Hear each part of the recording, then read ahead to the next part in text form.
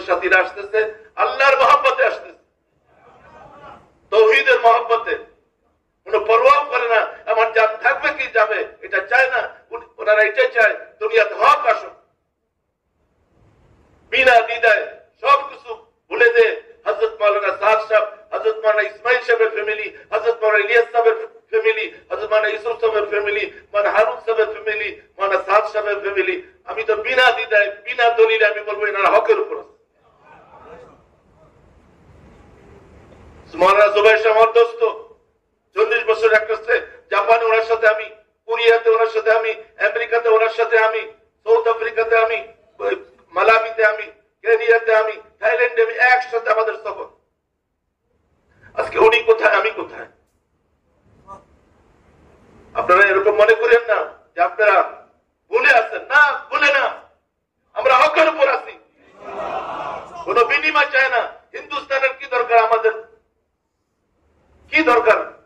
আল্লাহর জন্য আল্লাহ তাআলা কাম দিচ্ছে, যত আওয়াজ হোক সব আওয়াজ আল্লাহ তাআলা বন্ধ করে দিবে যদি আল্লাহর আওয়াজ আপনারা দিতে থাকেন। বিনিময় দিব না, কোন টাকা পয়সার ভিতরে নাই। যখন টাকা পয়সার লেনদেন হয়ে যাবে আল্লাহর সাহায্য নষ্ট হয়ে, আল্লাহর সাহায্য বন্ধ হয়ে যাবে। আমরা যা কিছু করব আল্লাহর জন্য করব, আল্লাহকে রাজির জন্য করব। কালকে যে শতে শতে বাস আসতেছে, হাজার হাজার বাস, এরা আল্লাহর জন্য আসতেছে, আল্লাহর মহব্বতে আসতেছে। আপনি দুনিয়াতে জমা করে দেখেন, সাউথ আফ্রিকার ইস্তেমাতে আমি ছিলাম, হায় হায় হাজার হাজার বিদেশি, কোথায় আমেরিকা, কোথায় রাশিয়া, কোথায় চায়না, কোথায় এরকম ভাবে ইউরোপ, কোথায় সুইডেন, কোথায় কোথায় লোক এরকম ভাবে দলে দলে আসতেছে, হাওয়াই জাহাজে নামতেছে। মাওলানা সাদ সাহেবের এখানে ইস্তেমা হবে। পৃথিবীর এমন কোন দেশ নেই যেখানে ওই সাউথ আফ্রিকার ইস্তেমায় তারা শরীক হয় না। কে পারে এটা বলেন? যারা নাকি আজকে আওয়াজ উঠেছে, মিয়া আমাদের দেশের বাইরে তুমি যাও, তোমার কে চিনে? মালয়েশিয়া আমাদের কাছে, তুমি দেয় বলো মালয়েশিয়ানরা আসেন, একজনও পাবা না তুমি। মাওলানা সাদ সাহেব যদি যান, আমি কত বড় ছিলাম, 32টা দেশ সেখানে। হক বুঝতে হবে। এই জন্য মেরে ভাই বুঝবো দোস্ত, যত আওয়াজ দিতেছে ওই আওয়াজের মোকাবিলা আমরা তাওহীদকে পেশ করব। যত গুমরাহি বলো, কিছু আসে যায় না আমাদের। মালিকের সাথে সম্পর্ক আছে কিনা, আমার চোখে পানি পড়ে কিনা আল্লাহর জন্য। আকায়েদের চিন্তা করে যারা আকায়েদ বলে, 150 আকায়েদ, কোন আকায়েদ ভুল বলো? আমি গেছিলাম আমার এলাকায়, ওরা ফতুয়া দিচ্ছে আপনারা তো কাফের হয়ে গেছে। আমি এলাকার লোকদেরকে জিজ্ঞেস করলাম, কে রে? ওনারা কয় আপনারা বলে কাফের হয়ে গেছেন। আমাদের এখন কি কয়? এখন কিছু কয় না, কয় এখন হুজুর বাড়িতে আসছে, আর কিছু বলা যাবে না। ধোকা। উম্মতরে কোথায় নিয়ে যেতে চান? সমুদ্রে ফেলে দিবেন উম্মতরে? এই উম্মতরে জান্নাতে নিয়ে যেতে হবে। এই উম্মতরে মুহাম্মদ সাল্লাল্লাহু আলাইহি ওয়াসাল্লামের তাওহীদের উপর নিয়ে যেতে হবে। এই উম্মতরে আল্লাহর সাথে সম্পর্ক করায় দিতে হবে। এই উম্মত যেন মওতের সময় বলে লা ইলাহা ইল্লাল্লাহ মুহাম্মাদুর রাসূলুল্লাহ। এজন্য ভাই, এই টঙ্গিওয়ালারা, উত্তরাওয়ালারা, আপনারা যারা এই সাবুজারি এখানে করেন, বিলকুল কাম জমে করবেন, কোনো চিন্তা করবেন না। মসজিদে যদি জায়গা না দেয় বারিন্দায় করবেন, বারিন্দা যদি জায়গা না দেয় তাবু লাগায় করবেন। আর কিসিমের সান্ডা ফান্ডা গুন্ডা বদমাইশ সব গুনার দাওয়াত দিবেন, তাওহীদের দাওয়াত দিবেন, দস্তরখান বড় করে দিবেন, খাওয়া পিও। আমার আল্লাহ রাস্তা খুলে দিবেন, আমার আল্লাহ রাস্তা খুলে দিবেন। যে শহরে আমি বসবাস করি, ওই শহরের সাথে যদি কেউ তাকে জিজ্ঞাসা করেন, এমন কোন মসজিদ নেই যেখানে আমাদের সাথীরা না আছে, এবং 99% আমাদের সাথী। কারণ আমরা জমেছিলাম। আমি বলছি তখনই, সারা দুনিয়ার যদি বলে নিজামুদ্দিন এরকম ভাবে দালালাতের কুফরের ভিতরে আছে, আমি বিনা দলিলে বলবো নিজামুদ্দিন হকের উপর আছে। পৃথিবীর এমন কোন দেশ নেই যে তারা ভেজাল করে। ভেজাল একটা কম করে, সেটা আমরা আগেই জানি। 30 বছর আগে আমরা দেখে আসছি। তাদেরকে বলতো ও বাচ্চা কা জানতে, তারা বলতো এই বাচ্চা কি জানে। মানে ইউসুফ রহমতুল্লাহ বাচ্চাই তো ছিলেন, ওনার তোমার ওই হালাত হয়েছে। ওনাকে যখন তখন হযরত শেখুল হাদিস জাকারিয়া রহমতুল্লাহ আলাইহি মোকাবিলা করছে। সারা দুনিয়ার নেতৃত্ব দেয়, এটা কেউ চায় না। এটার জন্য মন মানসিক অনেক বড় লাগে। ঠিক আছে, আমি তো পারবো না, আমার ভাই করতেছে, সেখানে ইশকালের কি আছে? ওই সময় তারা পার্টিবাদী হয় নাই, আলাদা হন নাই, আলাদা দাওয়াত দেন নাই, কিন্তু এইবার আলাদা হয়ে কেন? আমি আমির হব, আমি শুরা হব। मैं शुरा बनना चाहता हूँ पूरे आलम का। हमारी चले, हमारी बात चले, हमारी जवाब चले, हमारी जवाब चले। नहीं, ये काम ऐसा नहीं है, ये काम तो मशवरा है। 10 साथी को हजरत ने, हमारे बुजुर्ग बड़ों ने मशवरा करके शुरा बनाया। 9 इंतकाल हुआ, बाकी एक है माना 7 सब। इसमें क्या बना है? उसने खुद शुरा बना। तुम कहते हो ये शुरा अपने से बना? नहीं, ये शुरा अपने से नहीं बना। शुरा तो मौलाना इनामुल हसन साहब बना के गया, मुफ्ती ज़ारुल अब्दुल साहब, भाई अफजल साहब, भाई अब्दुल वहाब साहब, मेहदी मेहराब साहब, ये सब शुरा में। मौलाना मोर पालमपुरी साहब, उस वक्त 2 बच्चे, मौलाना जुबैर साहब और मौलाना साद साहब, तो सब इंतकाल हो गया। अभी मौलाना साद बाकी है। ये अमीर है, मान लो। अगर नहीं मानोगे, खुदा जाने तुम्हारा काम कहाँ जाएगा। अल्लाह जल्ले जलालहु मनवाहु एक अजीब, एक বড় নিয়ামত আমাদেরকে দিচ্ছেন এই বাজারে, সেটা হলো দাওয়াতের মেহনত। দাওয়াতের মেহনতি শরাবি তার বোতল ভাঙতে পারে, বেঈমান ঈমান আনতে পারে, তাহরিয়া আল্লাহ তাআলাকে স্বীকার করতে পারে। দুনিয়াতে আদল আসবে, ইনসাফ আসবে, যদি দাওয়াতের মেহনতকে কেউ আঁকড়ে ধরে। এই জন্য মেরে ভাই বলবো, দোস্ত, আপনারা কোনো সব পিছপা হবেন না। কোন মসজিদে যদি হালাত আসে, পিছপা হবেন না। আমরা বলছিলাম আমাদের এলাকায়, এ ভাইরা, ঠোঁট বন্ধ করে ফেলো, মুখে তালা লাগাও, পিঠে সালা বাঁধো, যদি পিটন আসে সালাদ দিয়ে দিবা, কোনো কথা বলবো না, খোদা আমাদেরকে সাহায্য করবে। আমার এলাকায় আল্লাহর জাত পুত্র দিয়ে সাহায্য করছে। 1 কোটি 10 লক্ষ টাকা খরচ করে ওই সময় আমি একটা টিনের টেন্ট বানাইছি, যাতে উম্মত আসতে পারে। আমাদের নিজামুদ্দিন হযরতরা আসলো, 5000 মজমা আমাদের ছিল, তখন আমি সফরে ছিলাম বাইরে। এই জন্য আপনারা জমেন, ভয় করবেন না, জমে যান, আল্লাহ সাহায্য করবে। খোদার কসম, খোদার কসম, খোদার কসম, আল্লাহ আমাদেরকে সাহায্য করবে।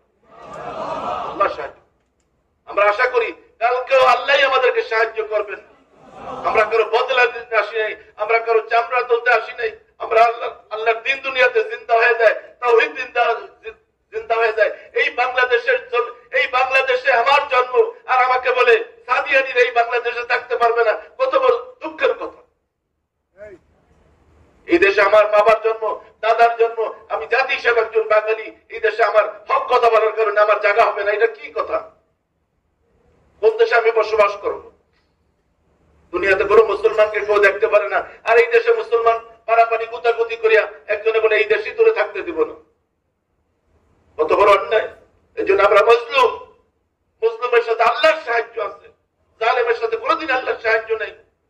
একটু বোকা বাঁকা থাকেন, কষ্ট করেন, মুজাহিদা করেন, শেষ সাথে আল্লাহ তাআলাকে বলেন, এ আল্লাহ, ইয়া হাইয়্যু ইয়া কাইয়্যুম, ইয়া হাইয়্যু ইয়া কাইয়্যুম, ইয়া হাইয়্যু ইয়া কাইয়্যুম, ইয়া যাল জালালি ওয়াল ইকরাম। যেটা হাবিবে কুরিয়া মুহাম্মদ সাল্লাল্লাহু আলাইহি ওয়াসাল্লাম বদরে বলছিলেন। রাসূলুল্লাহ সাল্লাল্লাহু আলাইহি ওয়াসাল্লাম বলছেন, আমি দুর্বল, আমি কমজোর, আমার সাহায্যকারী কেউ নেই আপনি ছাড়া। আজ এদেরকে কতল করে দিলে আপনার দিন কে নিবে? এ আল্লাহ, আমাকে সাহায্য করেন। জিবরাইল আলাইহিস সালাম এসে বললেন, আবু বকর সিদ্দিক রাদিয়াল্লাহু তাআলা বললেন, ইয়া রাসূলুল্লাহ, আপনি এইভাবে আর কাঁদবেন না। চাদরটা পড়ে গেল, আবু বকর সিদ্দিক রাদিয়াল্লাহু তাআলাকে জড়িয়ে ধরলেন। এই সময় জিবরাইল আলাইহিস সালাম আসলেন, আয়েশা বললেন, হে মুহাম্মদ সাল্লাম, আমা জাআলাহু আল্লাহু ইল্লা বুশরা ওয়া লিতাতমাইন্না কুলুবুকুম বি ওয়া মান নাসরু ইল্লা মিন ইনদিল্লাহ ইন্নাল্লাহা আজিজুন হাকীম। বাশারা শুনেন, আল্লাহ তাআলা আপনার সাহায্যের জন্য 3000 ফেরেশতা নাযিল করেছেন, আর 5000 অপেক্ষা করতেছে। হুজুর আকরাম সাল্লাল্লাহু আলাইহি ওয়াসাল্লাম জিবরাইলকে জিজ্ঞাসা করলেন, এই পোশাক কেন, এই অবস্থা কেন? বলে, আমি, আমার হুকুম হইছে আজ বদরে এই সাহাবাদের সাথে, এই ফেরেশতাদের সাথে যুদ্ধ করেন। এই কথা বলছেন, হে রাসূল, আপনি যদি বলেন আল্লাহ আজ আপনার পক্ষে যুদ্ধ করবেন। আমা জাআলাহু আল্লাহু ইল্লা বুশরা লাকাদ নাসরাকুমুল্লাহু বিবদরিন ওয়া আনতুম আযিল্লাহ ফাত্তাকুল্লাহা লাআল্লাকুম তাশকুরুন ইসতাগফিরু লিল মুমিনিনা লিয়াগফিরাকুম আyyumiddকুম বিরাব্বিকুম 3000 মিনাল মালায়েকাতি মুনজালিন। 3000 ফেরেশতা আজ যুদ্ধের জন্য আপনার পাশে আসছে। কিছুক্ষণের ভিতরে যুদ্ধ হয়ে গেছে। আবু জাহেল ধাস পড়ে গেছে। বহুত সময় আবু জাহেল বলতেছিল, আর আমার বর্দারটা কাট ভাই বড় করিয়া কাটো, লোকজন যেন আমাকে বোঝে আমি সর্দার। এত বড় জাহিল মূর্খ। ফিরআউন নদীর কিনারে আইসা বলছে আনা রাব্বুকুমুল আলা, দেখো আমি কত বড় খোদা, আসার সাথে সাথে রাস্তা হয়ে গেছে। এত বড় জাহিল, এত বড় গুরুর অহংকার, তাকে জবাব করতেছে। তারপরে বলে আমার গর্দানটা উঁচার জন্য মানুষ বুঝতে পারে। হায় হায়, ঈমান আমল না থাকলে, তাআল্লুক মা আল্লাহ না থাকলে কোনটা ভালো কোনটা মন্দ এটা বুঝতে পারে না। যখন নাকি ওরা আসিয়া বলল এই নবী আপনার কোনো দরকার নেই, আপনারা লাগবে না, আমরা অপারেশন করে ফেলছি, আমরা গেছিলাম বাইতুল্লাহ, সেখান থেকে বৃষ্টির ব্যবস্থা করছি। নবী আলাইহিস সালাতু ওয়াস সালাম বের হলেন, বেরিয়ে দেখলেন হ্যাঁ আসমানে মেঘ এসে পড়ছে। জিবরাইল আলাইহিস সালাতু ওয়াস সালাম এসে বললেন আরে এটা মেঘ না, কি রিহুন ফি আযাবুন আলীম, এ বাতাসই বাতাস, আযাবই আযাব। শুরু হয়ে গেছে আযাব। এক একটা লোকরে উঠাইছে নাকলিন কাবিয়া, খেজুর গাছ কাটলে যেরকম পড়ে থাকে তাদের হাড্ডিগুলো এইভাবে পড়ে আছে। এক একটা লোকের পাশ 20 হাত আর লম্বা হইল 60 হাত। আল্লাহ আল্লাহ পারেন, কেউ পারবেন। এই জন্য মেরে ভাই দোস্ত, হালাত অবস্থার উপর না হয়ে আমরা মুক্কামি কাম জমে করব। যত ঝড় তুফান দাও 3 দিন দিব। আমার জিন্দগি বানানো বিজ্ঞান আল্লাহ হাতে।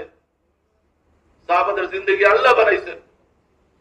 খালিদ রাদিয়াল্লাহু তাআলা ওনাকে জিজ্ঞাসা করছে এই 60,000-এর জন্য কতজন সোলজার লাগবে খালিদ বলো। খালিদ বললেন এই 60,000-এর জন্য আমি খালিদ একাই যথেষ্ট। তারপরে 60 জনকে নিয়ে গেছেন, যুদ্ধ জয়লাভ করছে।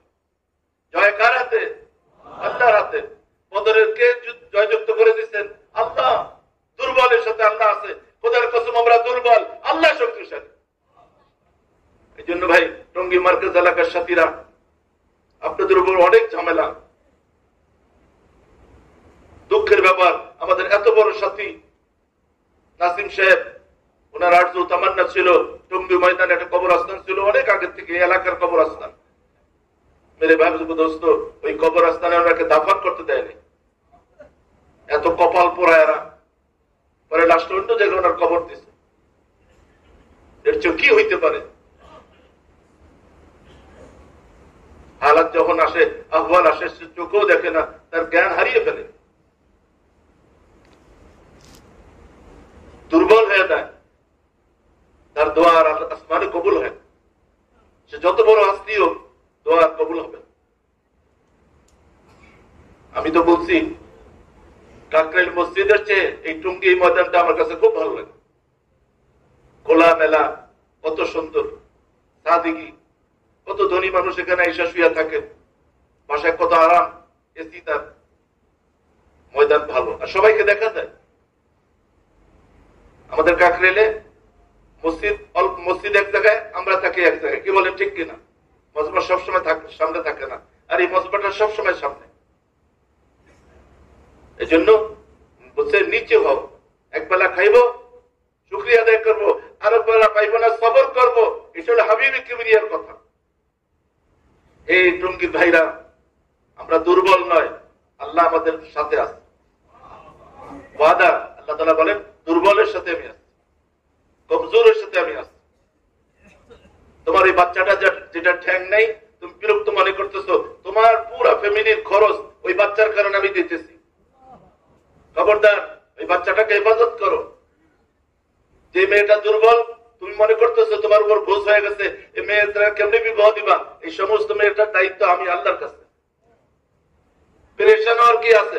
কাতাবা, আমি লিখে দিছি, তুমি কি খাবা, কি হবে, কি হবে, সব আমার লেখা আছে।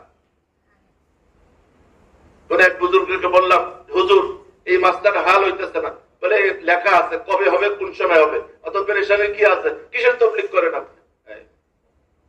এই জন্য সমস্ত হালাত আমরা কারে দিব? আল্লাহরে। আমাদের পেরেশানি বস্তাটা আল্লাহরে দিয়ে দিব, আর আমরা দিনের কাম করতে থাকবো। আল্লাহর ওয়াদা। ডাক্তার ইউনূসের ব্যাপারে আমি যদি এখন খাটি, আমাকে ইউনূস সমস্ত খরচ বহন করবে, বলবে লেটেস্ট অত্যাধুনিক গাড়ি দিবে, বলবে ভালো হোটেলে খান, বিল দিয়ে, কোনো অসুবিধা নেই, খালি আপনি আমার তারিফ প্রশংসা করবেন। একটা বুড়া মানুষ পেশাব পায়খানা করে, তার তারিফ প্রশংসা করলে যদি হোটেল ফ্রি পাওয়া যায়, টাকা পয়সা পাওয়া যায়, ভালো বাড়ি পাওয়া যায়, তাও বাড়ি দাঁড়াতে আল্লাহ জাল্লে জালাল সমস্ত মিনিস্টার, ওনার যদি ইলেকশন আমি করি, 4টা ডাল ভাত খাওয়াইবে না? এখানে ধাক্কা দেন, উনি করতে খাওয়াইবেন না, উনি খাওয়াইবেন।